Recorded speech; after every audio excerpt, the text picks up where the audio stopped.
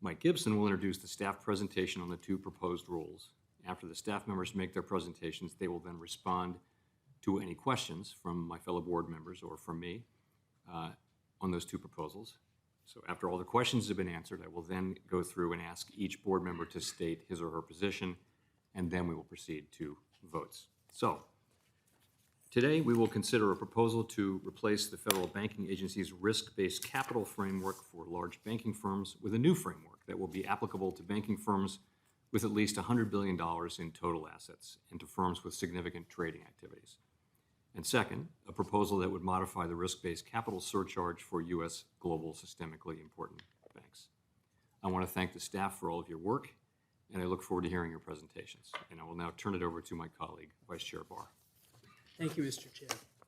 I'd like to thank the staff, those around the table, and countless others here at the Fed and the FDIC and the OCC for all of the work to get to this place today.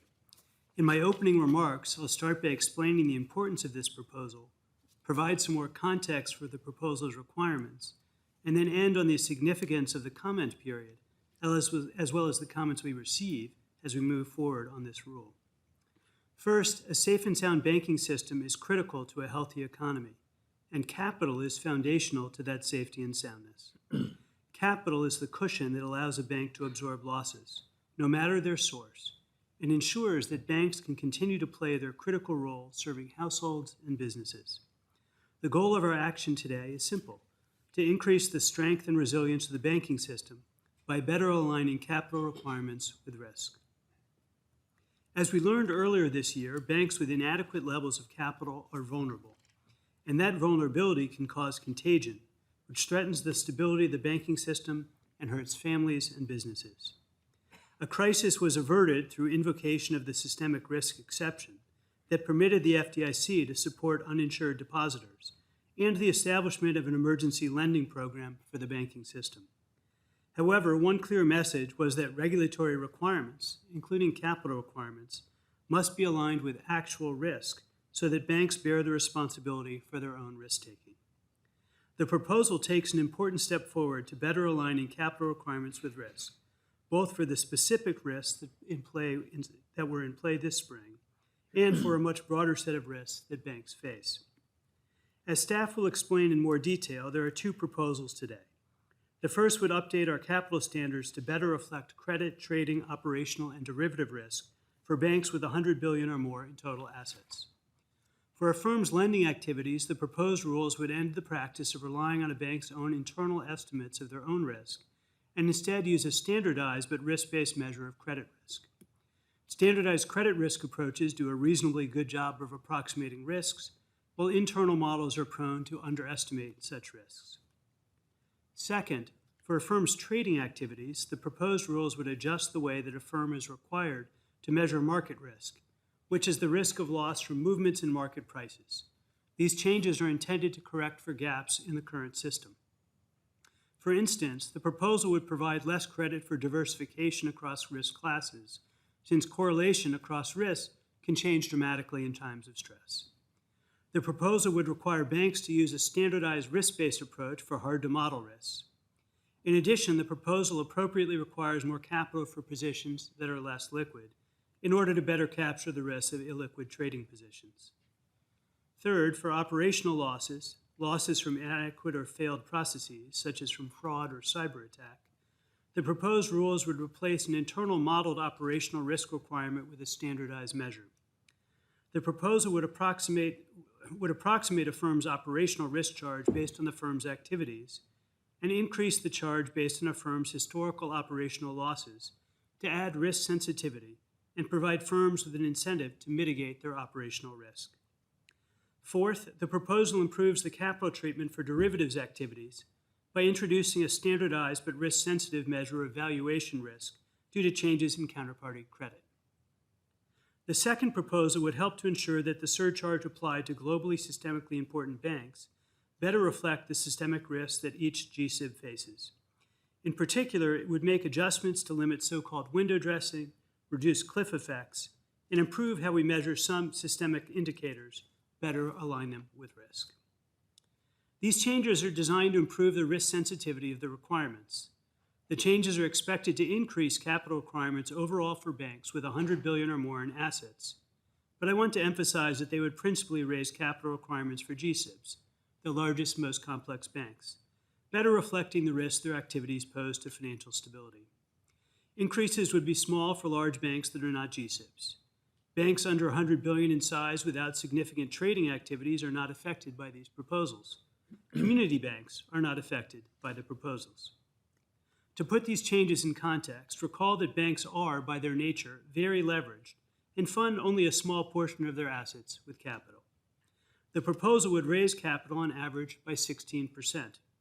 One can think of the proposal's more accurate risk measures as equivalent to requiring the largest banks to hold about an additional 2 percentage points of capital, or an additional $2 of capital for every $100 of risk-weighted assets.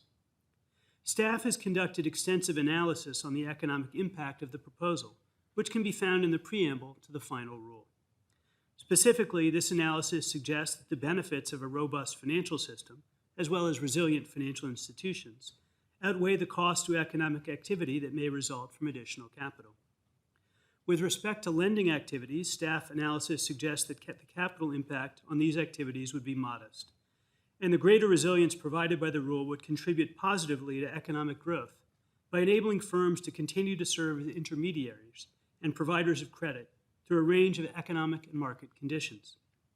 We also intend to collect additional data to refine our estimates of the rule's effects. These changes would be implemented with an appropriate phase-in, which will allow ample time for banks to adjust their balance sheets and activities and to build capital over time. In fact, most banks already have enough capital today to meet the new requirements. For the banks that would need to build capital to meet new requirements, assuming that they continue to earn money at the same rate as in previous years, we estimate that banks would be able to build the requisite capital through retained earnings in less than 2 years, even while maintaining their current dividends. Additionally, this proposal has already benefited from a robust development process, and I'd like to briefly outline some of that. Work on the market risk framework began shortly after the global financial crisis, more than a decade ago, and the international negotiations on the full set of reforms concluded in 2017. The agencies, including many of the people at the table today, began work on what would become the proposal shortly after that agreement. The pandemic delayed the proposal's launch, but work continued up to and after my arrival at the Fed. We held countless meetings with our sister agencies and briefed the board's Committee on Supervision and Regulation. Staff have met with individual members of the board and provided many helpful analyses and supplemental information regarding the proposal. We have heard from and engaged with banks, industry groups, public interest organizations, academics, and members of Congress. And all Fed governors have had the opportunity to review the substantive materials and get detailed briefings from staff since early June. The proposal has benefited from this robust process and culminates with what is in front of us today. And now we're finally at the stage where we can get more data and feedback and identify areas for refinement. I want to emphasize that all comments will be carefully considered. We'll be vigilant in working to avoid unintended consequences, and I encourage commenters to provide us their analyses on all of the issues presented. The extended 120-day comment period is appropriate and will allow all parties adequate time to fully analyze the issues presented in the rule. We'll be attentive to those comments and look forward, as always, to the public comment process. We welcome comments on all aspects of the proposal, but I will mention a few areas in which I will be particularly interested in reviewing public feedback and analysis. For instance, we are aware of concerns the overall increase in capital requirements would be significant, and I look forward to comments in that regard. There are, of course, both costs and benefits in this space, and I believe that we would be mindful of both and hear the views of a wide range of parties. We have heard concerns that the proposal, when combined with our stress test requirements, might overestimate market and operational risk. We want to ensure that the rule is supportive of resilient and liquid financial markets. I look forward to comments on how specific activities may or may not be affected by the proposed changes. In addition, we want to ensure that the capital rules support a vibrant, diverse banking system with banks of all sizes by applying capital requirements appropriate to the size and risks of institutions.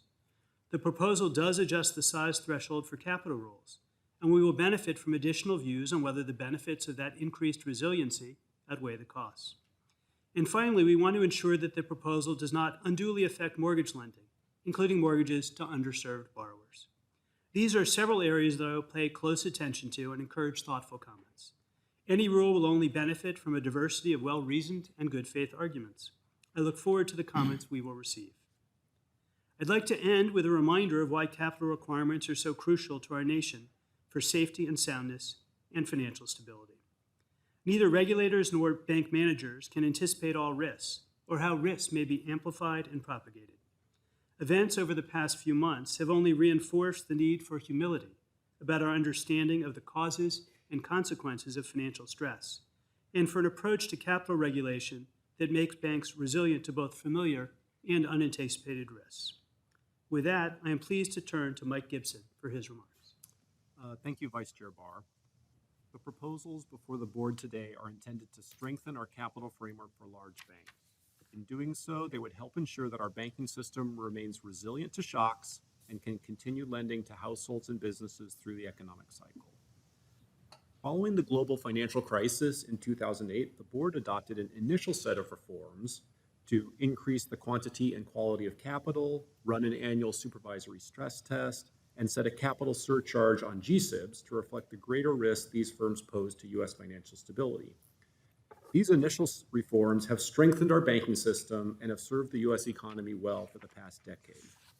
To elaborate briefly on the impact of the initial reforms to bank capital requirements from the early 2010s, these reforms led large U.S. banking firms to more than double their capital since 2009. The common equity capital ratio of the largest banking organizations also more than doubled, from 5.5% in 2009 to 12.4% at the end of last year. Over that same time period, the U.S. economy has grown substantially, the U.S. banking system has grown from 12 trillion in assets to 23 trillion, and the profitability and market valuation of U.S. banks has remained strong.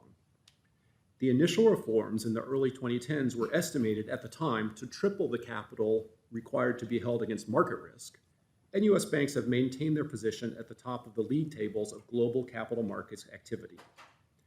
However, the initial set of reforms largely left in place the risk weights that are used to compute a bank's risk-based capital ratio. Both experience during the global financial crisis and subsequent empirical studies have found too much variability in the risk-based standards across firms, primarily due to the use of firms' internal models.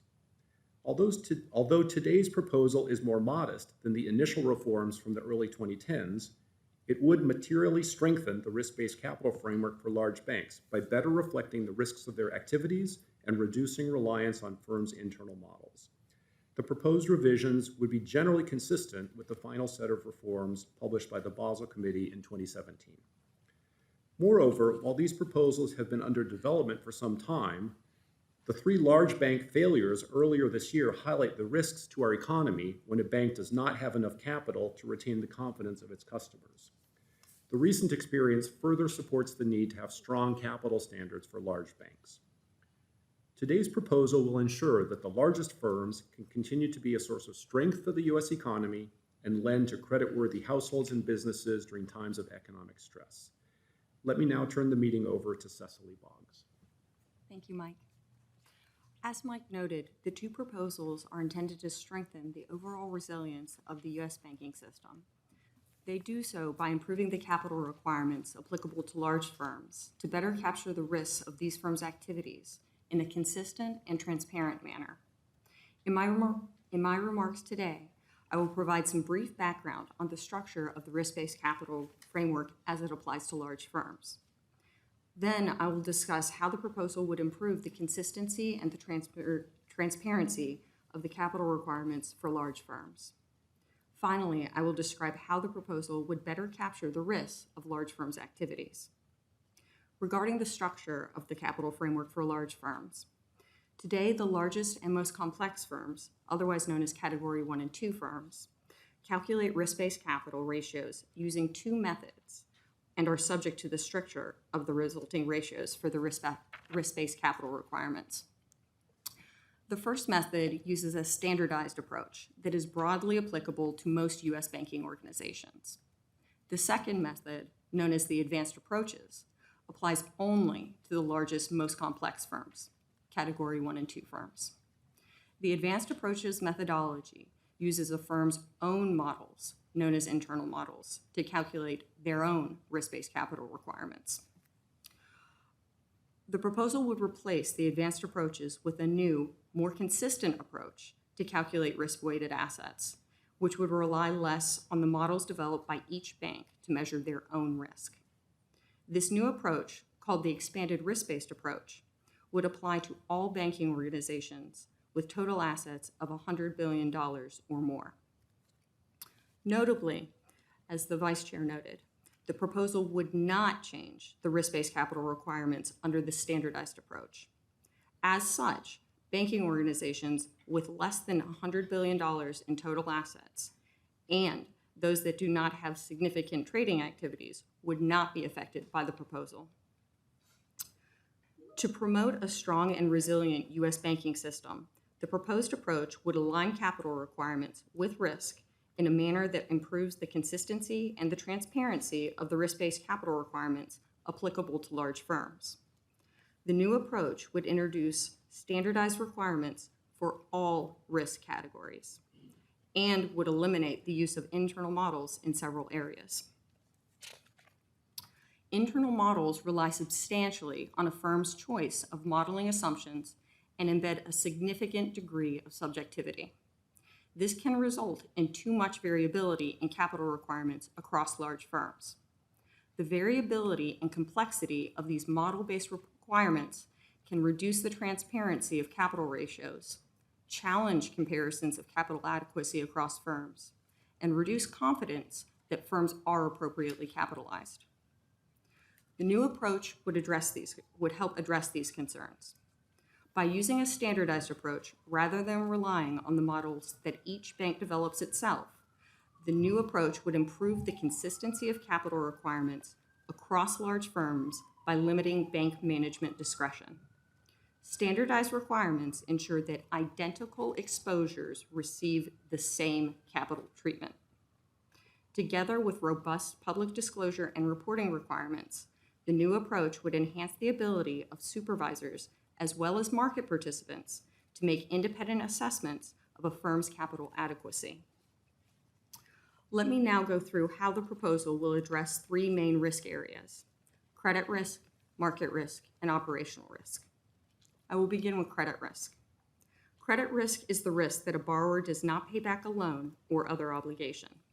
To better capture credit risk, the new standardized measure for credit risk would incorporate additional risk drivers that can be measured in a comparable way.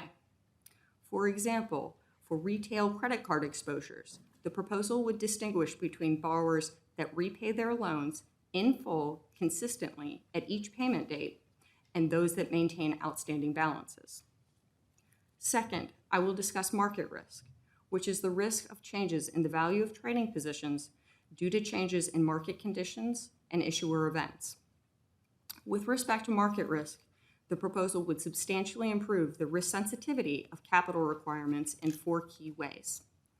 First, the proposal would provide less credit for diversification across risk classes, since correlations across risks can change dramatically in times of stress. Second, the proposal would restrict the use of internal models by requiring internal models to be subject to supervisory approval at the level at which a firm actively monitors and manages its market risk exposures, otherwise known as the trading desk level, as well as by introducing additional controls. Third, the proposal would introduce a new standardized approach for market risk as a fallback method for cases where the model used by a trading desk does not sufficiently capture the market risk of its exposures. Last, the proposed market risk framework would vary the capital requirements to reflect the liquidity of a trading position and would better account for losses in extreme but plausible scenarios of acute economic stress. These changes would also reduce the variation in firms' capital requirements during periods of market volatility. Thus, together, these changes would enable firms to remain viable and continue to act as market makers even during stress periods. Finally, I will discuss operational risk, which generally refers to the risk of losses due to disruptions or failures of systems and controls.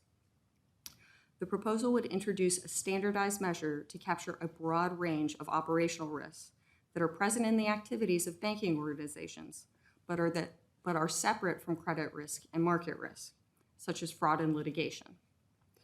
To ensure that operational risk is appropriately and consistently captured, the new standardized measure would be based on a firm's business volume as well as its operational loss history.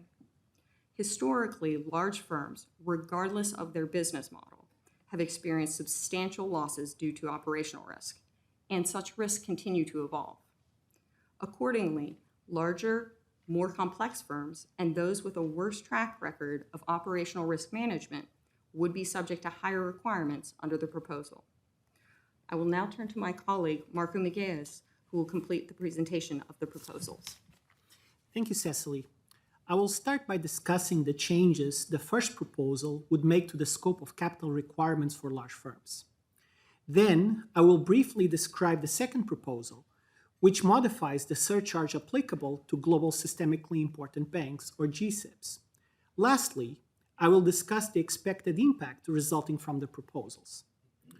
Turning to the scope of application of the first proposal, the new approach to set capital requirements would apply to all banking organizations with total assets of $100 billion or more and their subsidiary depository institutions.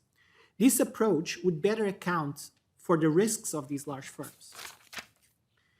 Introducing these improved requirements for a wider scope of firms is appropriate for two reasons. First, the banking turmoil in March of this year shows that banks in the lower end of this size range can cause stress that spreads to other institutions and threatens the stability of the banking system. The risk of contagion implies that a greater degree of resilience is needed for all large firms. Second, the proposed approach is less burdensome than the current advanced approaches, which require banks to develop complicated internal models to calculate capital requirements. For these reasons, we believe that it is appropriate to extend the scope of the requirements introduced by the proposal to all large firms. The proposal would also align the definition of regulatory capital across all large firms. Among other revisions, all large firms would be required to account for unrealized gains or losses from certain securities in their regulatory capital. This revision would ensure that the capital of these firms better reflects their capacity to absorb losses. Therefore, this revision would create stronger incentives for firms to manage the risks of their securities portfolios. In addition, to improve the resilience of all large firms, the proposal would subject all large firms to the countercyclical capital buffer, which requires an additional layer of capital during periods of heightened risk in the system, and to the supplementary leverage ratio requirement, which provides a leverage complement to the risk-based capital ratios that is based on both on and off-balance sheet exposures. Under the proposal, large firms would have a 3-year phase-in following the effective date of a final rule to allow for a smooth transition to the new requirements. I will now turn to the GSIB surcharge proposal. GSIBs must maintain an additional capital buffer to account for the risks that their failure or distress could pose to the U.S. financial system. The proposal would improve the calculation of GSIB surcharges in several ways. First, many indicators that determine each bank's surcharge are currently measured only at their year-end value. Instead, they would be measured based on the average of a full year under the proposal. This change would improve how the indicators capture a GSIB systemic footprint and would reduce incentives for a GSIB to make temporary changes to their systemic indicators at the end of a year. Second, the proposal would result in each bank's Method 2 surcharge being measured in 10 basis point increments, rather than the current 50 basis point increments. This revision would allow for more gradual changes in GSIB's capital requirements. Lastly, the proposal would make changes to the measurement of some systemic indicators to improve how the surcharge reflects risk. Taken together, these changes would ensure that the surcharge continues to reflect the systemic risk of our largest and most complex banks. Finally, let's turn to the impact of the proposals. Collectively, the proposals would improve how capital requirements reflect the risks of large firms and increase the consistency of requirements across firms. Such changes would increase the safety and soundness of individual firms and contribute to financial stability. In improving risk capture and promoting consistency, the proposals would increase overall requirements for large firms. Most of the impact would stem from the first proposal. Looking at all banks with more than $100 billion in assets, we estimate that this proposal would increase Common Equity Tier 1 capital requirements by about 16%. This capital impact would primarily affect the largest and most complex banks. GSIBs would see a 19% increase in their capital requirements. Banks with more than $250 billion in assets that are not GSIBs would see a 10% aggregate increase. And banks with more than $100 billion but less than $250 billion in assets would see a 5% aggregate increase in capital requirements. These changes will have different impacts for each bank, depending on its risk profile. As Vice Chair Barr has noted, the resulting impact is equivalent to, on average, large banks maintaining another $2 of capital for every $100 of risk-weighted assets. Also, as Mike Gibson noted earlier, this proposal would have a much smaller impact than the initial set of post-crisis reforms from 10 years ago, where large banks raised over $6 of capital for every $100 of risk-weighted assets. In addition, staff estimate that the changes to the definition of regulatory capital would increase capital requirements of non-GSIB large firms by a moderate amount over the long run. Also, staff estimate that the GSIB surcharge proposal would have a small impact on surcharges. Further, the proposals would have different impacts on different types of activities. For lending activities, staff estimate that the impact of the proposals on requirements would be modest. Impacts on lending as firms adjust to the new requirements are likely to be offset by the economic benefits of increased resilience. Meanwhile, we estimate that requirements associated with trading activities may increase meaningfully, reflecting the heightened risk associated with those activities. Still, the ultimate impact of the proposed market risk framework would depend on how firms adjust their activities and the extent to which they are approved to use internal models. The improved risk sensitivity of market risk requirements, particularly for less liquid positions, would improve the resilience of firms with significant capital markets activity. Also, the proposal is expected to reduce the variation in firms' capital requirements during periods of market volatility. Together, the higher risk sensitivity and reduced variation of market risk requirements would leave firms better positioned to provide intermediation during periods of stress. Following issuance of the proposal, staff plans to undertake a data collection. Such data collection would allow us to refine our estimates of the impact of the proposal. This information would inform finalization of the rule. When taken together, the improved capitalization of large banks resulting from the proposal would improve the safety and soundness of individual firms and contribute to overall financial stability. We expect the benefits resulting from improved firm-level and system-level resilience to outweigh the costs resulting from higher capital. For these reasons, staff recommends that the board approve the two proposals. We thank you for the opportunity to present these proposals, and we would be happy to answer any questions that you may have. Thank you, Cecily, and thank you, Marco. So we now have an opportunity for members of the board to ask questions of staff, and we'll begin with Vice Chair Barr, please. Thank you, Mr. Chair, and thanks again to the staff for the terrific presentations. Director Gibson, maybe I'll start with you. If you could explain the way in which the risk-based rules, the Basel III rules, interact with our stress tests, as that's one area of potential concern. Sure. So the risk-based capital rules that are part of the proposal today form the basis of the minimum capital requirements that all banks are subject to. The stress test comes on top of that to size the capital buffer that banks are subject to. There are two ways of measuring banks' risk. They're complementary, and we benefit from having multiple views on a bank's risk, both through the risk-weighted assets and through the stress test. So overall, the combination of the two leads to a more robust capital framework. Thank you very much. Thank you. Governor Bowman, please. Thank you, Mr. Chair. One of the benefits of the international capital standards is competitive equity, meaning that banks that compete internationally are held to the same standards when they engage in the same activities. How do you see this proposal furthering the objective of promoting a level international playing field? Thank you, Governor Bowman. That's a very good question. So just taking a step back, the proposal would be broadly consistent with the final set of Basel III reforms.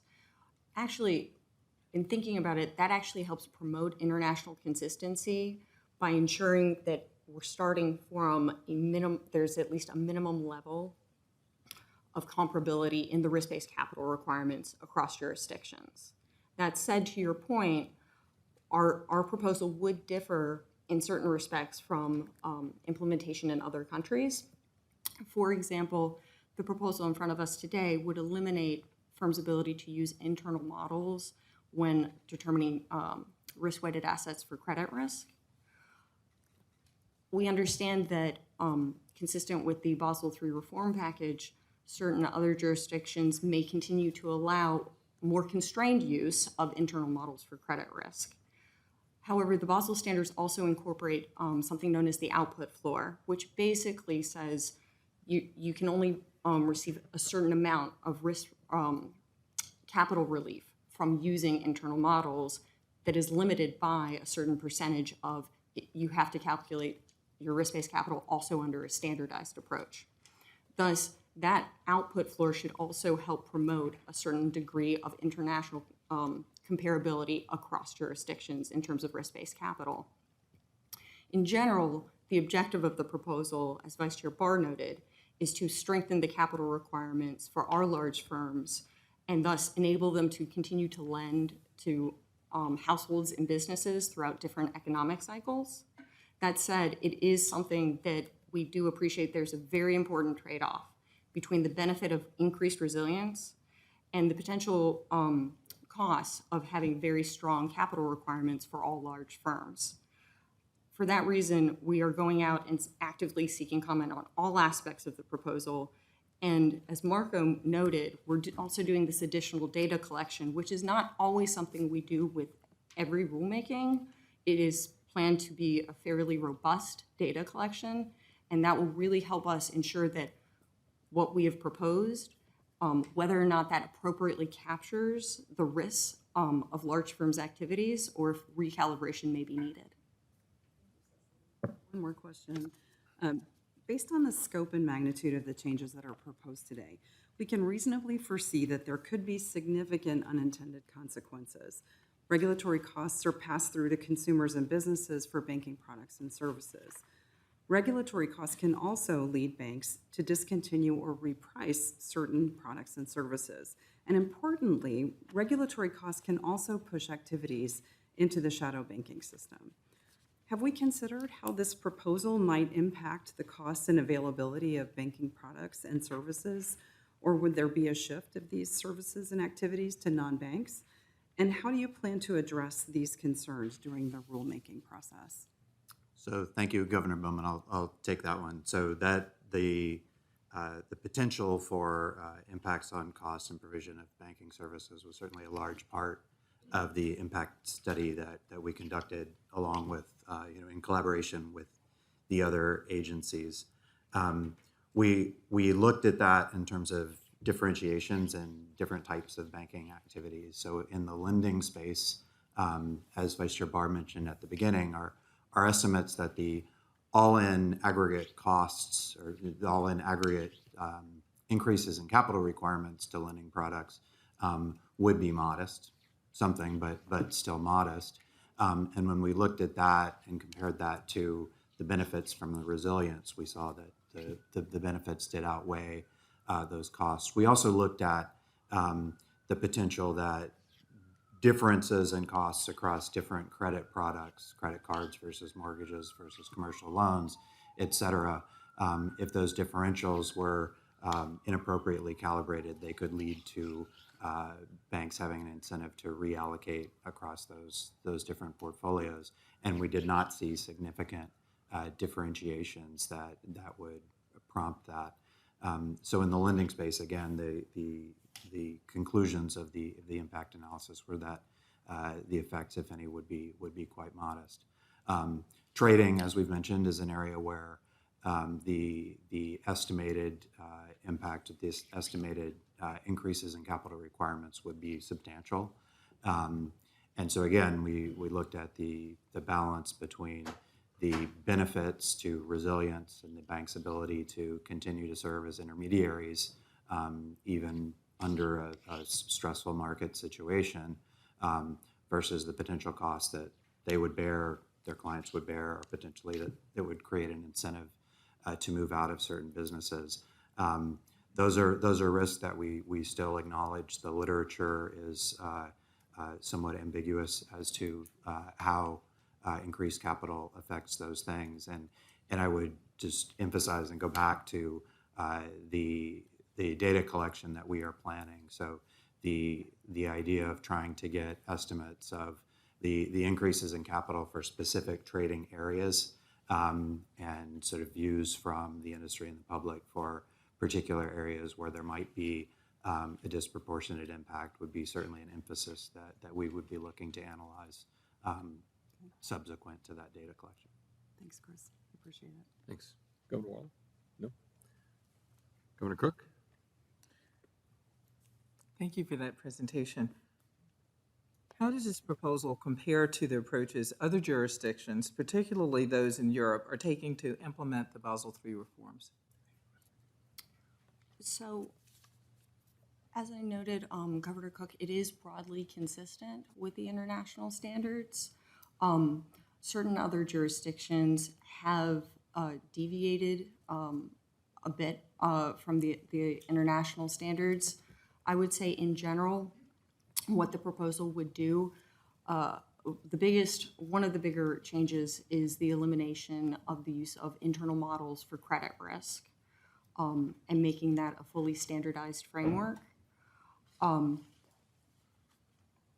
There are other differences, such as, for example, due to statutory considerations, we can't use credit ratings like other jurisdictions can do. So we have both policy choices as well as statutory constraints within our proposals. But I don't know are there other things to highlight, Mike, in terms of the international? I guess I would say that you asked about the European proposals. Both the European Union and the UK have already proposed their Basel III in-game packages of reforms. The European Union proposal was estimated by the Europeans to have a 12% increase in risk-weighted assets across all EU banks and a 13% increase in risk-weighted assets across UK banks. So the impacts are broadly in line with what we're expecting or what we're estimating for our proposal. And just one more question. Could you discuss in more detail how the proposal would treat residential mortgages? Yeah, so I'll take that one. Thank you, Governor Cook. So as we've mentioned, the enhanced risk-based approach in establishing a risk-sensitive standardized method within credit risk relies on certain risk drivers. And in the space of residential mortgages, one of those very important risk drivers is the loan-to-value ratio. And so with mortgages, and while there are sort of other elements, but I think that's an important one to talk about, that there's a distinction in risk weights for mortgages based on that loan-to-value ratio. And the motivation for that was that, in general, broadly, that is a good indicator of credit risk on a loan. Now, that said, we're cognizant that there are other indicators of credit risk on a loan, and certainly when banks underwrite mortgages, they factor in a lot more factors about their borrower and about the product than just the loan-to-value ratio. And so there's a simplification there. And so as we look at that, we do want to investigate whether the loan-to-value ratio is in all cases appropriate, and in particular, would emphasize that it's not our intent that this proposal would impair homeownership opportunities, including for low and moderate income home buyers, where there might be other factors that are important in describing the credit risk of those products, and loan-to-value might not be completely appropriate. And so that is a question that we're seeking specific comment as to whether it might be appropriate to adjust the residential mortgage treatment in any way in order to better still reflect credit risk appropriately, but without leading to these unintended consequences that could be a case relying just on that one indicator. Thank you. Thank you. Governor Jefferson. I have two questions, Chair Powell, if you grant me that leeway. Thank you all very much for your presentation today. My first question is, can you give me a sense of how and to what degree these higher capital requirements could constrain a bank's ability to lend to businesses and individuals? I'm very concerned about these impacts. Yeah, so I'll take that one as well on the impact. So the first thing I would emphasize is that, at the top of the house, at an aggregate level, our estimates are that most of the banks in scope would still meet with a buffer the requirements. Those that do have a shortfall would be able to make that up in a short amount of time. And so banks would be operating without the constraints of being, extremely close to their capital requirements. Specific with credit, as I said before, the aggregate impact we see is modest. I think in the proposal, in the preamble, in the impact section, we do talk about sort of an aggregate capital raise due to sort of the elements on lending activities of about 30 basis points. And again, when we've looked at that, it hasn't been enough where it would suggest to us a meaningful incentive for banks to reallocate across different portfolios or otherwise cut back credit. Okay, my second question. Do any of these regulatory changes address some of the problems that became apparent during the recent banking stress events? If so, what are those specific changes, and how would they help with our supervision of banking organizations? Thank you, Governor Jefferson. I'll take that one. So the recent banking turmoil last March really highlighted how vulnerabilities at large firms, and not just the largest and most complex firms, can very quickly spread to other institutions and ultimately potentially threaten the ultimate stability of the U.S. financial system. For that reason, what the proposal would do would take the more robust set of capital requirements that currently apply to the largest and most complex firms, and also apply those to all firms with $100 billion or more in total assets. This would include, for example, the requirement that they reflect unrealized losses and gains on available for sale securities within regulatory capital. In terms of that change, what that would do would make sure that regulatory capital better reflects those firms' ability to absorb losses and still remain viable. And it also helps promote consistency in the capital requirements across all large firms. In addition, it would also subject, in addition to also having two risk-based capital requirements, or risk-based capital ratios, It would also require these firms to comply with the countercyclical capital buffer as well as the supplementary leverage ratio. And in essence, what those requirements would do would be to overall promote the strength and resilience of large firms across the board, and thus the overall strength of the U.S. banking system, so that firms can continue to lend even during periods of economic stress. Thank you, Chair. Thank you. If there are no further questions, then we will proceed to stating our positions on the proposals, and I'll begin. The U.S. banking system is sound and resilient with strong levels of capital and liquidity. A robust and dynamic banking system, along with effective and efficient regulation and supervision, helps to ensure that banks of all sizes can meet the needs of households and businesses in every community throughout our country in good times and bad. We must preserve and build upon these strengths and that diversity.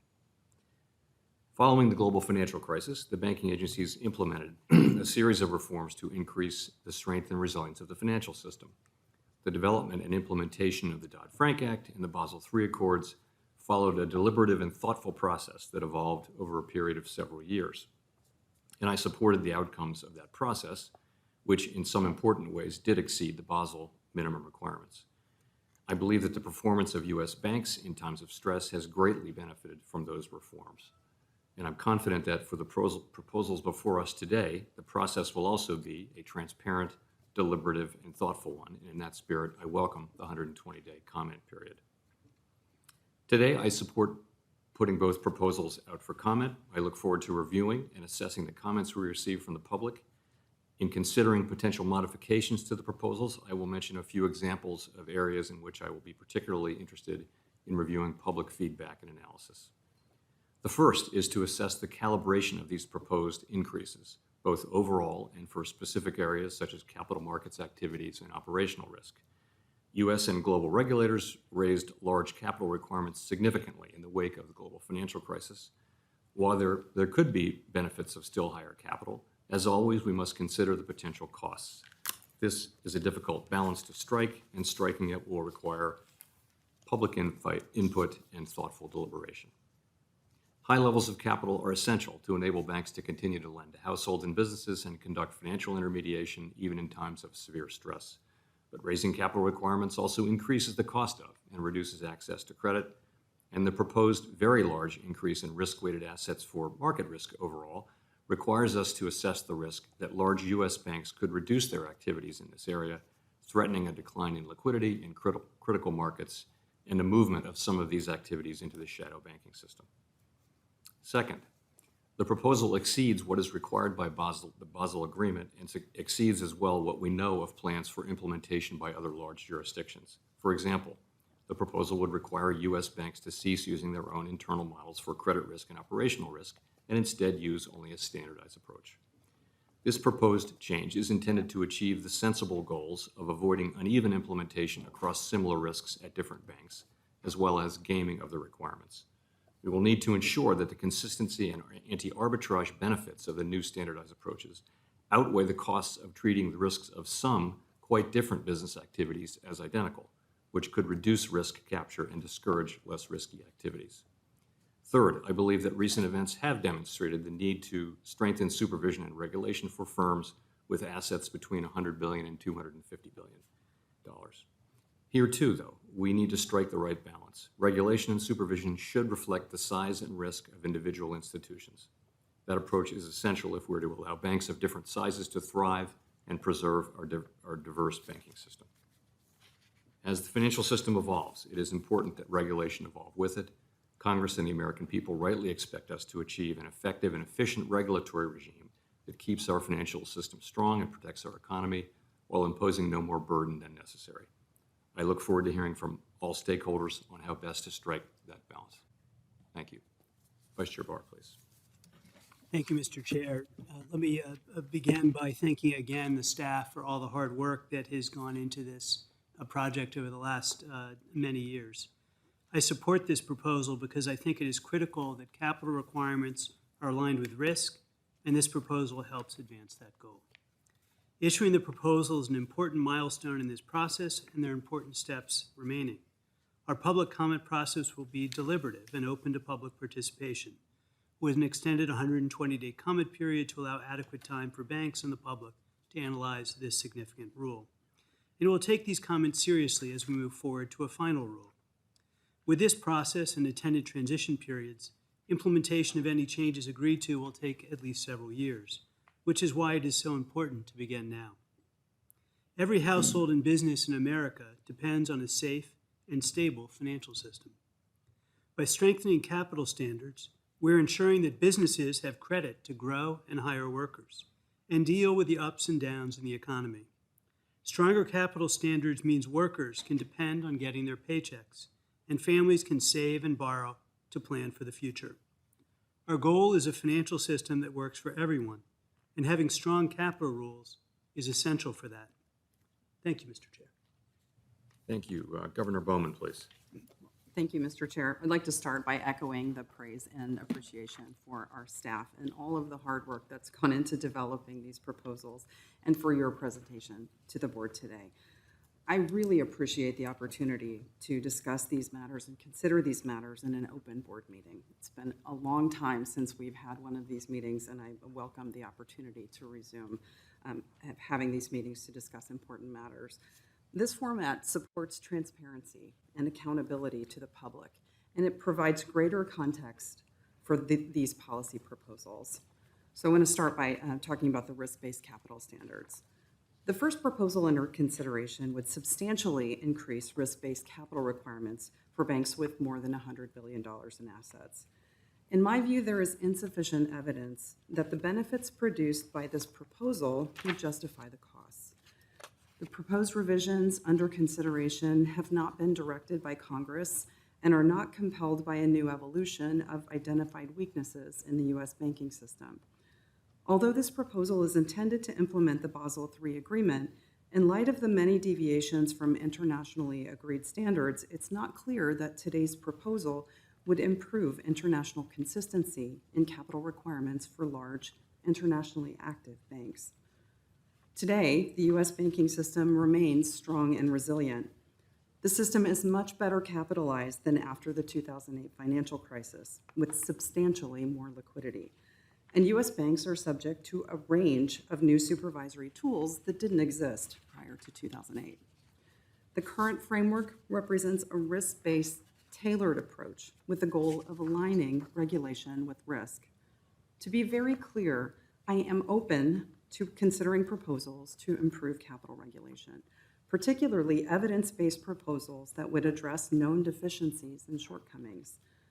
When the board is considering changes to the capital framework, particularly significant increases in capital, we must carefully weigh the trade-offs of increased safety from higher capital levels and the cost to banks, consumers, businesses, and the broader economy. We must also factor in the broader regulatory landscape and how changes to capital regulations may complement, overlap, or conflict with other regulatory requirements. A core strength of our current bank regulatory framework is risk-based tailored regulation. Today's proposal represents a reversal of this longstanding approach. In my view, the proposal fails to sufficiently take into account differences in capital structure and riskiness, complexity, financial activities, size, and other risk-related factors among firms with more than $100 billion in assets, and instead reverts to a one-size-fits-all approach. Although it is currently unclear and unsettled what other changes may be proposed to the regulatory capital framework, or more broadly to other prudential regulations, I'm concerned that pushing down capital and other standards designed for larger banks to those that are significantly smaller and less complex could lead to harmful, unintended consequences. I'm also concerned that today's proposal moves one step closer to eliminating the tailoring required by S2155 from the prudential capital framework. The consequences of increasing capital requirements for all firms above $100 billion in assets may be to force smaller firms to merge or to consolidate to achieve the necessary economies of scale to comply with higher capital requirements. Ultimately, this may have harmful effects on competition and it may reduce banking options in some geographic or product markets.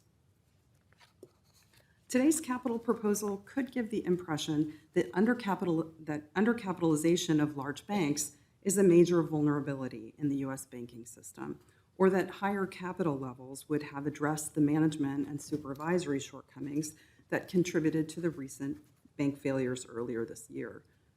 I do not see evidence that supports these views. The current level of capital in the U.S. banking system is a strength, not a weakness, and it's complemented by liquidity regulations and other prudential requirements that have contributed to the resilience of U.S. banks. While there's more to learn about the recent bank failures, it seems apparent that these failures were caused primarily by poor risk management and deficient supervision, not by a lack of capital. I'm concerned that today's proposed rule and other yet to be proposed regulatory changes will add to the challenges facing the U.S. banking system and impose real costs on banks, their customers, and the economy without commensurate benefits to safety and soundness or to financial stability. The costs of this proposal, if implemented in its current form, would be substantial. As the proposal describes, these changes are estimated to result in an aggregate 20% increase in total risk-weighted assets across bank holding companies, subject to the rule. While the actual impact on binding capital requirements will vary by firm, it is apparent, even with the incomplete information available today, that this will represent a large increase in capital requirements. These increases will have a tangible effect on banking activities and may have a detrimental impact on U.S. market liquidity and lending. Today's proposal argues that the increase in capital requirements for trading activities could enhance market liquidity, especially during times of stress. I would be interested to hear from the public whether this would be the case. I'm concerned that claims of this nature fail to appreciate the predictable effects of this proposal: higher costs, less availability, and increased concentration as firms without sufficient scale exit certain markets.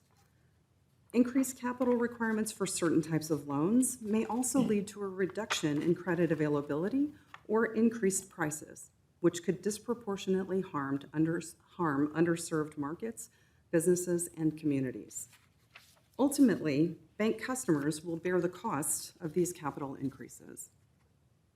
Today's proposal also adopts a punitive treatment for non-interest and fee-based income through the proposed operational risk requirements, exacerbated by the use of an internal loss multiplier that may result in an excessive overall capital charge for operational risk. Diversification in revenue streams can enhance stability and resilience for a bank, and excessive capital charges for these revenue-generating activities could create incentives for banks to roll back the progress they've made to diversify their revenues. The treatment of operational risk also seems like an inefficient tool to address a broad supervisory concern. The proposal suggests that calibrating operational risk requirements based on historical losses creates incentives for bank management to mitigate operational risk. However, capital charges are an indirect and an inefficient tool to encourage strong risk management, particularly in the area of operational risk. I'd appreciate hearing from the public on this issue, but in my mind, it would be preferable to address risk management concerns through improved supervision. Demanding prompt remediation of risk management shortcomings and taking enforcement actions when firms fail to remediate known issues. Rather than considering piecemeal changes to risk-based capital rules, in my view, regulators should review the entirety of these rules and, where possible, find ways to rationalize the requirements. This is also an area that would be helpful to solicit comments from the public.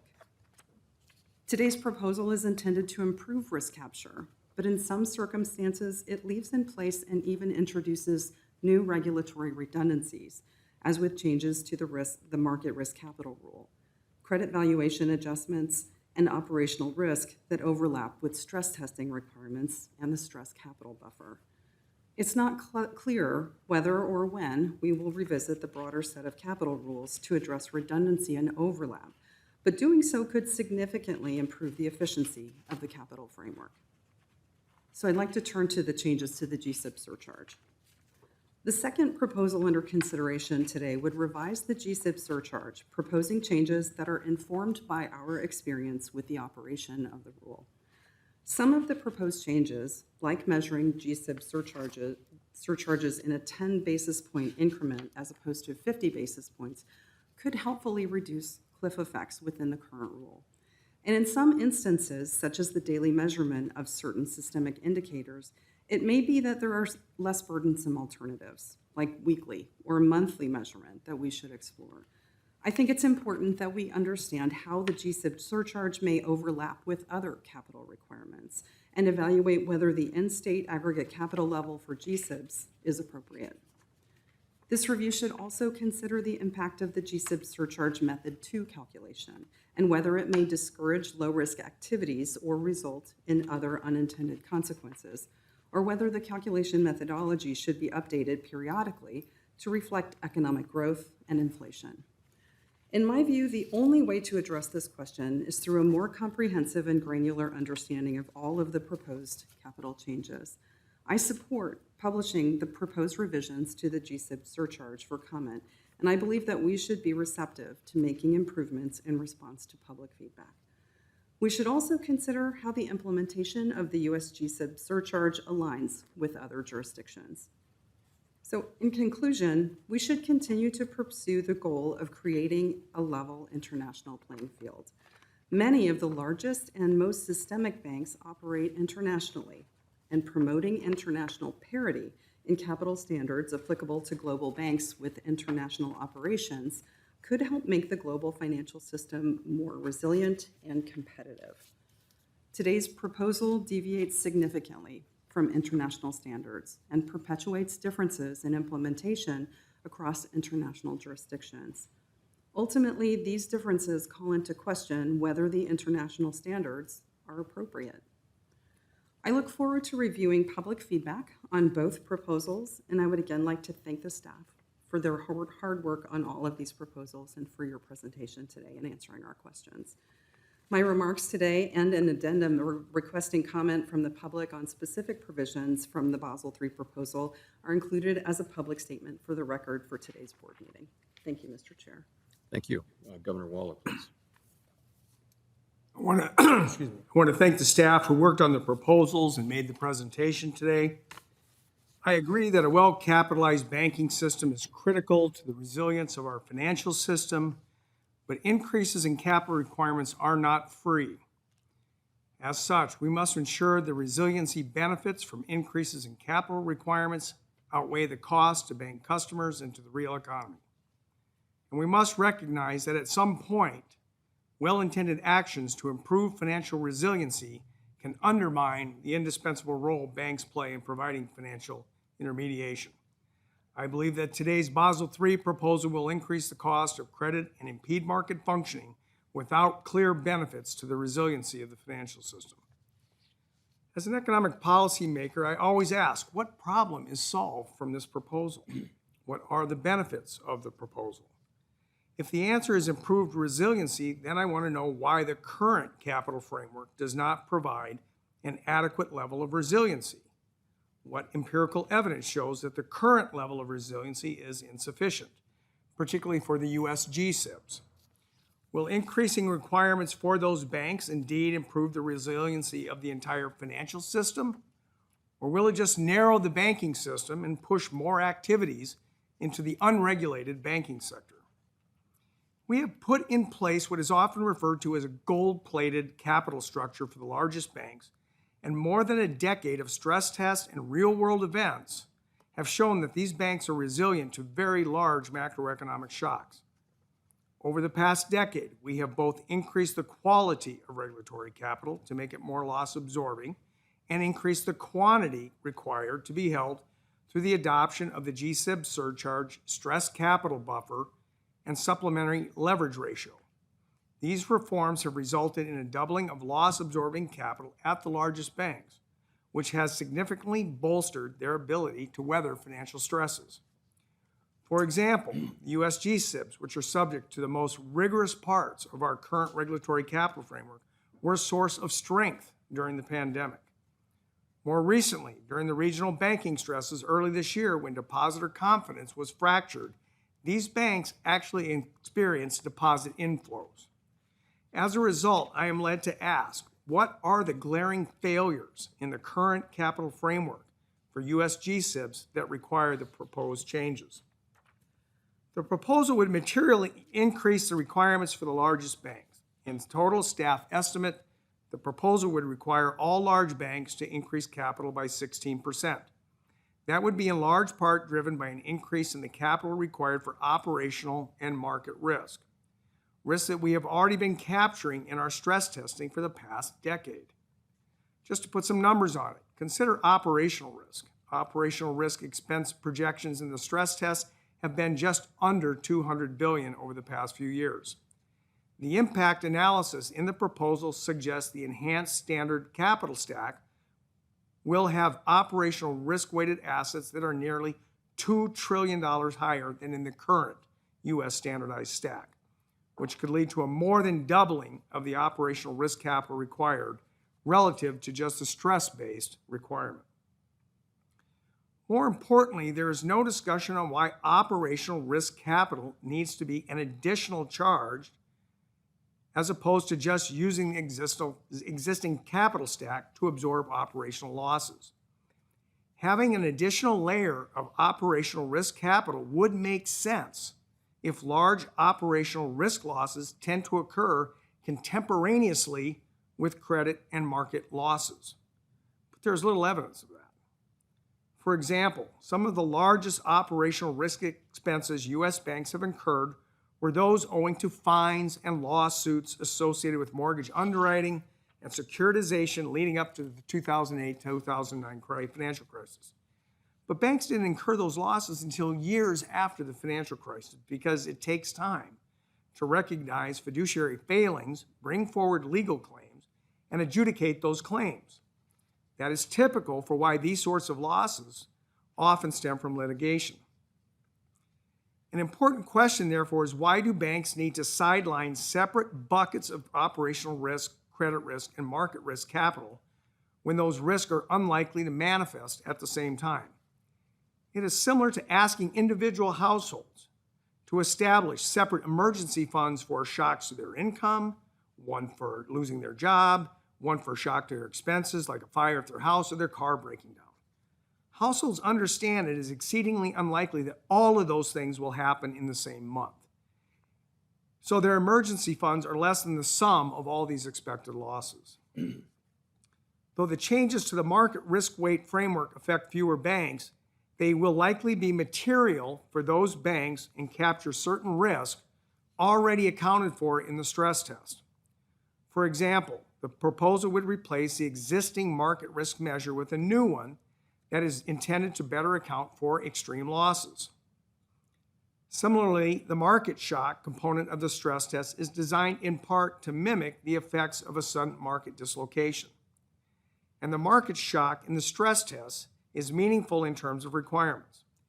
For example, in the 2023 stress test, it contributed to $94 billion in losses for the largest firms, and those losses result in higher stress capital buffers. It is not clear to me why our large banks should face a further roughly 70% hike in market risk capital requirements on top of the existing post-crisis requirements to address risk in the trading book, including market risk capital requirements plus the stress test. And I worry that doing so could discourage those banks from engaging in certain market-making activities which could impede market functioning. So what else might we be trying to achieve with this proposal? One goal of the Basel III Endgame Agreement was to standardize risk assessment and not rely on internal bank models in the regulatory capital framework. But that goal had already been largely achieved in the United States through enhancements to the standardized approach, including the addition of the stress capital buffer, which resulted in an existing standardized capital requirement that is generally more binding than the requirement determined by the firm's own models. Another goal of Basel agreements generally is to harmonize requirements around the world. Unfortunately, this proposal does the opposite.